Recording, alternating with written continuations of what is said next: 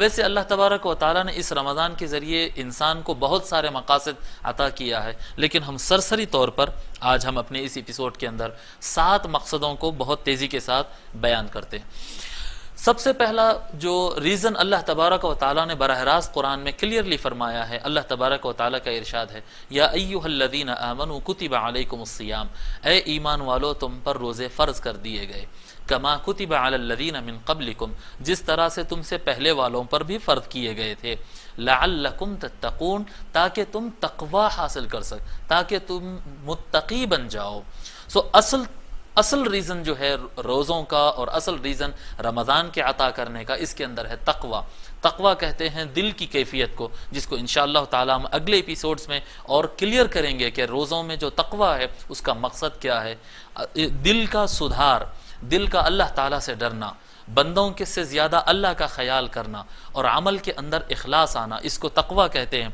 तो अल्लाह तबारक व तआला पहला रीज़न इसका बताया है तक़वा। दूसरा रीज़न है ज़ियादतुस सवाब। अल्लाह तबारक व तआला अपने बंदों को ज़्यादा से ज़्यादा सवाब अता करना चाहता है, क्योंकि इंसान अपने बाकी 11 महीनों में सवाब भी कमाते हैं, गुनाह भी इंसान से होते हैं। अल्लाह तबारक व तआला अपने फ़ज़ल व करम से सवाब में इजाफ़ा करना चाहता है। हुज़ूर अकरम सल्लल्लाहु अलैहि वसल्लम इरशाद फरमाते हैं, मन तक़र्रब फ़ीही बिख़स्लतिन मिनल ख़ैरि कान कमन अद्दा फ़रीदतन फ़ीमा सिवा। हुज़ूर अकरम सल्लल्लाहु अलैहि वसल्लम इरशाद फरमाते हैं, जो रमज़ान के महीने में अपनी तरफ से कोई नफल काम, अपने मन से कोई अच्छा काम करता है, अल्लाह तबारक व तआला उसको ऐसा सवाब देता है जैसा कि उसने फ़र्ज़ पर अमल किया। याद रखो कि 2 रकात में अपनी तरफ से नफल पढ़ लूँ और 2 रकात में फ़जर की फ़र्ज़ नमाज पढ़ूँ, इन दोनों सवाब के दरमियान ज़मीन आसमान का फ़र्क होता है। क्योंकि 2 रकात में अपने मर्ज़ी के पढ़ूँ वो मेरी मर्ज़ी है, और फजर की 2 रकात पढ़ूँ वो अल्लाह की मर्ज़ी है। तो ये दोनों की मर्ज़ी के एतबार से सवाब में ज़मीन आसमान का फ़र्क हो जाता है। हुज़ूर अकरम सल्लल्लाहु अलैहि वसल्लम फरमाते हैं कि जो आदमी इस महीने के अंदर कोई नफल अच्छा काम करेगा, अल्लाह ताला उसको फ़र्ज़ अच्छा काम करने के लेवल पर इतने दर्जे उसको अता करेगा और इतना ज़्यादा सवाब उसको अता करेगा। और आगे फरमाते वमन अद्दा फ़ीही फ़रीदतन कान कमन अद्दा 70 फ़रीदतन फ़ीमा सिवा, और जो कोई रमज़ान के महीने में एक फ़र्ज़ अदा करेगा, अल्लाह तबारक व तआला उसको ऐसा दर्जा अता करेगा और ऐसा सवाब अता करेगा गोया उसने 70 टाइम उस फ़र्ज़ को अदा किया। एक नमाज, फ़र्ज़ नमाज पढ़ना 70 नमाज पढ़ने के बराबर हो जाता। तो अल्लाह तबारक व तआला रमज़ान में ये भी मकसद देता है कि बंदों को सवाब बहुत ज़्यादा मिल जाए, अल्लाह तबारक व तआला ज़्यादा से ज़्यादा सवाब कमाया जाए, इसलिए भी हमको रमज़ान अता किया। तीसरा इसके अंदर और बहुत ही ज़्यादा अहम मकसद रमज़ान अता करने का वो है बंदे का कुरान के साथ जोड़ फिर से हो जाए। ताल्लुक़ बिल कुरान, कुरान के साथ हमारा ताल्लुक़, कुरान के साथ हमारा रिलेशन, कुरान के साथ हमारी कनेक्टिविटी, हमारा कनेक्शन जो टूट जाता है, कुरान की तिलावत बराबर नहीं होती, कुरान हम पढ़ते नहीं, कुरान हम सुनते नहीं, या बहुत कम हो जाता है, जो पढ़ते भी है वो कम हो जाता है।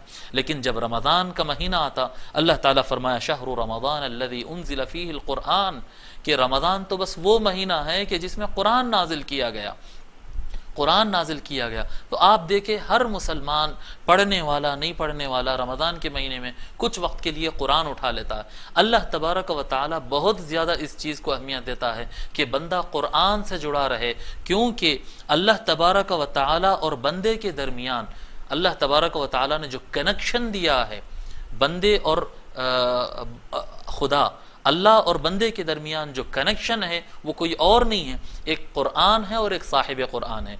हुज़ूर अकरम सल्लल्लाहु अलैहि वसल्लम की ज़ात है जिसको अल्लाह ताला ने भेजा है, और अल्लाह ताला का कलाम है जो अल्लाह ताला ने बंदों के लिए भेजा है। एक इंसान को अल्लाह ताला ने रसूल बनाकर अपनी तरफ से इस उम्मत के लिए भेजा, वो सय्यदुना मुहम्मदुर रसूलुल्लाह सल्लल्लाहु अलैहि वसल्लम है। वो इंसान है जो अल्लाह के पास आए, और ये किताब है, ये निसाब है, ये सिलेबस है जो अल्लाह के पास से आया। जब बंदे साहिब कुरान हुज़ूर सल्लल्लाहु अलैहि वसल्लम और कुरान के साथ मरबूत हो जाएंगे तो वो अल्लाह के साथ उनका कनेक्शन बहाल हो जाएगा। तो रमज़ान हमारे अपने ताल्लुक़ बिल कुरान, ताल्लुक़ बिल्लाह और ताल्लुक़ बिल कुरान, कुरान के साथ अपनी कनेक्टिविटी को बहाल करना और अपने रिलेशन को फिर से रिन्यूअल करना, जिंदा करना, नया करना, जो काम होता है, ये भी एक रमज़ान का बहुत बड़ा मकसद है।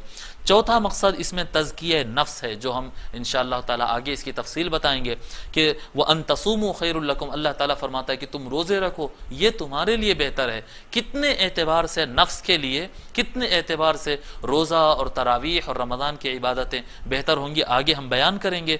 बहरहाल नफ्स को सुधारना रमज़ान के मकासद में से है। रमज़ान के मज़ीद मकासद में है तज़कियतुल बदन, ये जिस्म को पाक करना, जिस्म को पाक करना एक्स्ट्रा कोलेस्ट्रोल से, जिस्म को पाक करना बीमारियों से। हुज़ूर अकरम सल्लल्लाहु अलैहि वसल्लम इरशाद फरमाते सूमू तसिह्हू, कि तुम रोज़ा रखो तुम सेहतमंद हो जाओगे। सो इस रमज़ान का ये भी मकसद होता है कि इंसान का फिटनेस दोबारा बहाल किया जाए और बेहतर कर दिया जाए और इंसान को सेहतमंद बना दिया जाए।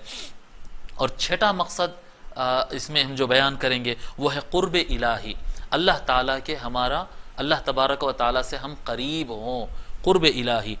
देखिए हम पुकारते हैं अल्लाह ताला को और कई मरतबा कहते हैं कि हम अल्लाह को पुकारते हैं लेकिन हमको हमारी दुआएं कबूल नहीं होती। मसला ये होता है कि हम अपने आमाल के ज़रिए हम अपने और खुदा के दरमियान एक हिजाब जैसे बन गए हैं। जब अल्लाह तबारक व तआला कुरान करीम के अंदर रोज़ों का जिक्र किया, रमज़ान का जिक्र किया और कुरान का जिक्र किया, ये तीनों एक ही चीज़ हैं। जब अल्लाह तबारक व तआला ने इन चीज़ों का तज़किरा किया, ये आयात ख़त्म होते ही अल्लाह तबारक व तआला फरमाता है व इज़ा सअलका इबादी अन्नी फ़इन्नी क़रीब उजीब दावत दाई इज़ा दआन। और ए नबी सल्लल्लाहु अलैहि वसल्लम, जब आपको कोई सवाल करे कि मेरा रब कहाँ है, व इज़ा सअलका इबादी अन्नी, अगर आपसे कोई सवाल करे मेरे बारे में तो ए महबूब आप लोग को बता दो फ़इन्नी क़रीब, इन्नी क़रीब। अल्लाह तबारक व तआला फरमाता है कि मैं बहुत ज़्यादा तुमसे करीब हूँ। कब फरमा रहा है करीब हूँ? जब रोज़ों का जिक्र किया, रमज़ान का जिक्र किया और कुरान का जिक्र किया।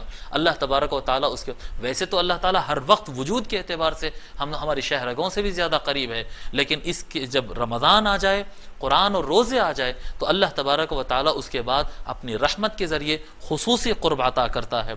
और सातवां और आखिरी पॉइंट, इंसान को अल्लाह तबारक व तआला रमज़ान के ज़रिए एक ऐसी ट्रेनिंग और ऐसे तरबियत अता करता है जिसमें उसका निज़ामुल अमल, उसका खाना, उसका पीना, उसका सोना, उसका पढ़ना, हर चीज़ एक सिस्टम में आ जाता है। जब वो ट्रेनिंग उसको हासिल हो जाती है, 1 महीने की उसको प्रैक्टिस हो जाती है, भूख पर, प्यास